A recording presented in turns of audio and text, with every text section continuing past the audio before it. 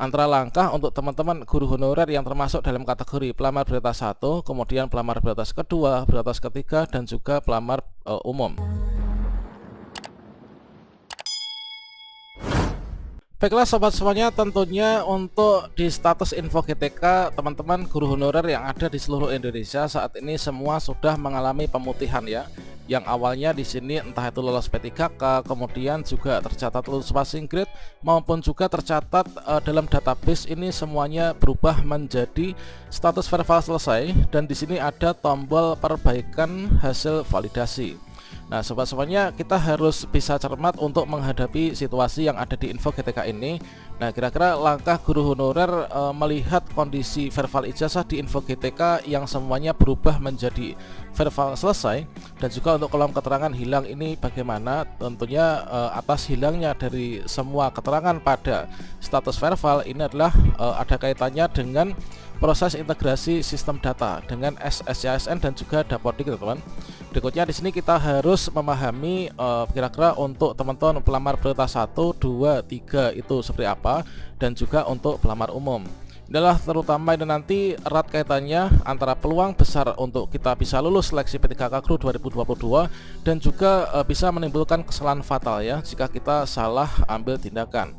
Bagaimanakah informasinya? Silahkan simak video ini sampai selesai. Namun sebelum kita lanjutkan, perlu saya ingatkan bagi teman-teman yang mungkin baru pertama kali menemukan channel ini, silahkan klik tombol subscribe-nya dan aktifkan notifikasi loncengnya, sehingga nanti jika ada update video terbaru, teman-teman tidak akan ketinggalan informasi. Baiklah sobat semuanya, saat ini kita harus mengetahui sebuah fakta bahwa status dan kondisi verbal ijazah yang ada di akun info GTK kita ini berubah atau hilang dikarenakan saat ini sedang dilakukan proses reset verbal ijazah ya yang ada di info GTK. Yang dimaksud dengan reset itu bukan berarti semua yang sudah verbal ijazah ini dihilangkan, bukan, namun juga maksudnya adalah diberikan kesempatan bagi teman-teman guru honorer untuk melakukan verbal ijazah manakala itu diperlukan. Nah, inilah merupakan bersamaan dengan progres pendaftaran P3K Kru 2022, yaitu integrasi sistem data. Seperti yang kita ketahui bahwa terjadi integrasi sistem data yaitu antara akun SSCASN, adalah proses input ke akun SSCASN yang nantinya akan kita masuki atau kita daftar berdasarkan dari sinkronisasi dari data NIK, kemudian nama dan juga tanggal lahir di Dukcapil, kemudian juga diintegrasikan dengan data Dapodik, kemudian juga dengan info GTK yaitu verbal ijazah yang nanti akan menentukan dari ijazah atau kualifikasi akademik yang kita miliki itu nanti kita bisa memilih formasi yang mana. Tentunya ini merupakan suatu hal yang sangat penting untuk teman-teman pelamar prioritas 1, 2, pelamar prioritas 3 maupun juga pelamar umum, teman-teman. Nah, selanjutnya di sini merupakan suatu hal yang perlu dilakukan untuk teman-teman yaitu langkah-langkahnya. Namun di sini kita harus selalu berhati-hati ya. Ini kita timbang-timbang dulu apakah nanti diperlukan apakah tidak. Nah, di sini tentunya akan berbeda antara langkah untuk teman-teman guru honorer yang termasuk dalam kategori pelamar prioritas 1, kemudian pelamar prioritas kedua, prioritas ketiga, dan juga pelamar umum atau yang nanti akan disebut sebagai P4, teman-teman.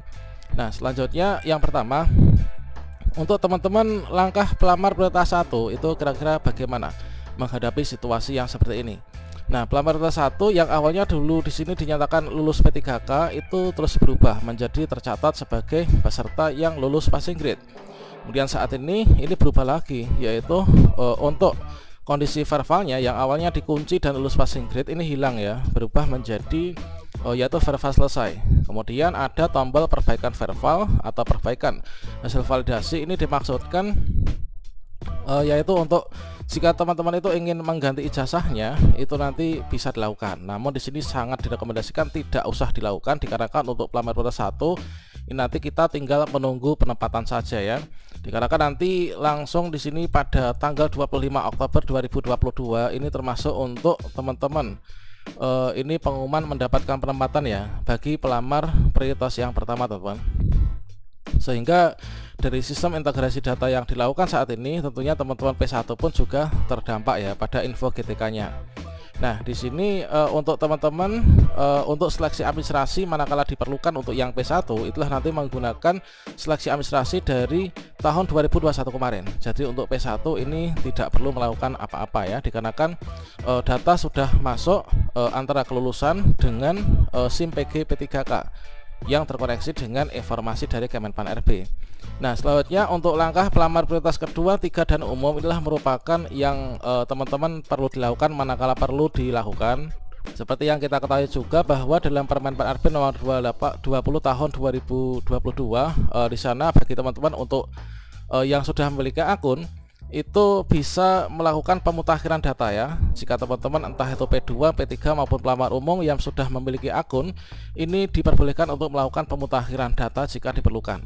Nah, yang dimaksud dengan pemutakhiran data ini adalah maksudnya jika ijazahnya dulu nggak linear dan sekarang punya ijazah yang linear, ini bisa dilakukan untuk melinearkan ya pada pendaftaran P3K Guru 2022 nanti. Nah, termasuk juga untuk pelamar umum. Kemudian untuk teman-teman yang baru saja membuat akun, tentunya di sini teman-teman ketika ada muncul tombol perbaiki verbal ijazah itu sama halnya dengan yang tadi. Jika ada ijazah yang linear dengan formasi yang dibuka di sekolahnya, itu bisa melakukannya. Jadi keperluannya adalah untuk pemutakhiran data untuk teman-teman yang mungkin ingin melakukan pemutakhiran data. Nah, selanjutnya untuk langkah dari teman-teman pelamar prioritas kedua dan juga pelamar prioritas yang ketiga. Tentunya sebelumnya ini untuk kondisi verbal yang ada di info GTK, maka di sini tercatat sebagai tercatat dalam database ya. Namun ada pemberitahuan yaitu sebaiknya tidak melakukan verbal ulang.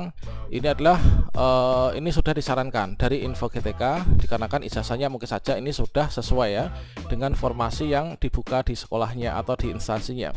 Meskipun di sini ada tombol perbaikan hasil validasi. Nah, selanjutnya di sini bagi teman-teman untuk pelamar prioritas yang kedua dan juga ketiga ini tentunya sama halnya dengan pelamar prioritas yang ke-1, yaitu untuk tahapan ketika nanti login ke SSC ASN nanti akan terdeteksi otomatis yaitu apakah kita P2 ataukah P3. Tentunya hal tersebut ditunjukkan atau terindikasi dari status kita, yaitu kategori kita. Apakah masa kerja itu kita di sana itu lebih dari 3 tahun atau kurang dari 3 tahun. Kalau misalkan kurang dari 3 tahun otomatis kita turun ke pelamar umum. Kalau misalkan 3 tahun kita itu masuk P3. Kemudian untuk yang teman-teman terdaftar di database PKN sebagai K2 maka akan masuk ke dalam P2 ini teman-teman. Nah, ini adalah bagi teman-teman untuk langkah P2 dan P3 tentunya sama, yaitu jika memang memerlukan untuk perbaiki datanya ini bisa dilakukan ya. Dan saat ini adalah sedang dibuka verbal ijazah di info GTK bagi yang ingin memperbaiki hasil verbalnya. Namun di sana kita juga harus menimbang-nimbang lagi teman-teman. Tentunya masing-masing daerah juga sudah beberapa itu mendapatkan surat SK dari PAN RB yang mana sudah disampaikan untuk formasi yang dibuka di masing-masing daerah. Kalau misalkan ya sudah berlogo PAN RB itu sudah resmi sekolah kita buka formasi apa tidak. Kemudian ijazah kita itu apa, kemudian formasi yang dibuka itu apa. Tentunya di sini nanti untuk teman-teman pelamar prioritas kedua dan juga ketiga, setelah teman-teman nanti melakukan pendaftaran ataupun juga login ulang di akun SSC ASN, nanti kita milih formasi. Nah, milih formasi ini tentunya nanti akan disesuaikan dengan ijazah yang kita miliki ya, akan ditunjukkan.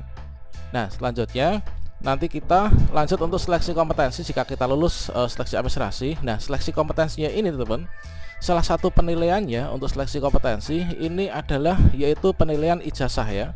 Apakah ijazah kita itu linear apakah tidak dengan jabatan yang kita akan lamar di sekolah kita atau di sekolah non induk kita. Tentunya di sini dari tim penilai 1 dan verifikator inilah nanti akan sangat penting sekali, yaitu di sini pada bagian seleksi ini ada 4 dimensi. Yang pertama kualifikasi akademik. Nah, kualifikasi akademik teman-teman pelamar prioritas kedua dan juga ketiga serta serdiknya kalau misalkan punya, ini nanti akan dipertimbangkan linearitasnya antara bidang tugas saat ini dan mata pelajarannya. Nah, ini adalah terutama dilihat dari kualifikasi akademik S1-nya atau D4-nya atau serdiknya. Makanya di sini kalau misalkan saya itu ijazahnya S1 PGSD ya. S1 PGSD kalau di sekolah saya itu membuka formasi guru kelas SD, berarti saya itu linearnya dengan S1 PGSD. Nah, kalau misalkan ijazah saya bahasa Inggris ya, dulunya bahasa Inggris, sekarang sudah punya S1 PGSD, di sekolah saya itu ada formasi guru kelas SD, berarti di sini saya sebaiknya tuh melakukan perbaikan hasil validasi. Kita verifal ulang dengan ijazah yang PGSD supaya linear ketika penilaian kesesuaian ini. Tentunya sebelum kita melakukan ini, kita harus laporan dulu kepada operator sekolah supaya data ijazah kita yang PGSD itu dimasukkan di sana ya, supaya. Nah, itu adalah untuk teman-teman pelamar berprestasi yang kedua dan ketiga. Tentunya di sini kita sesuaikan ya dengan situasi kondisi, dan nanti untuk penilaiannya itulah salah satunya terkait tentang penilaian kesesuaian antara ijazah dengan jabatan yang akan kita lamar dan juga bidang tugas sehari-hari.